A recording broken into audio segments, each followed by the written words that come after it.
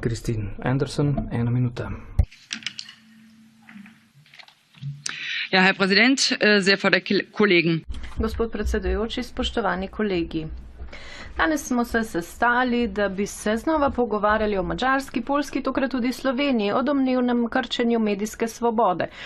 Ampak obenem dejanski sovražniki medijske svobode sedijo prav tu, v Evropskem parlamentu, kajti pod svobodo medijev razumejo le svobodo medijev, ki vsiljuje evropskemu državljanstvu svoje absurdne ideje o tem, kdo naj bi vladal. Prav ta parlament je uvedel vrsto mehanizmov, da vse tisto, kar ni 100% njihovo mnenje, obravnava kot rasistično, homofobno, sovražno do Evrope ali ljudi. To želijo cenzurirati, opredeliti kot sovražni govor ali lažne novice.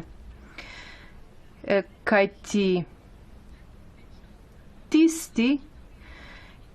tista politična elita v Bruslju, ki govori o podnebni nevtralnosti, enakosti spolov, multikulti, tralala svetu, ne želi, da bi kdorkoli uničil ta svet, sploh pa ne svobodni mediji.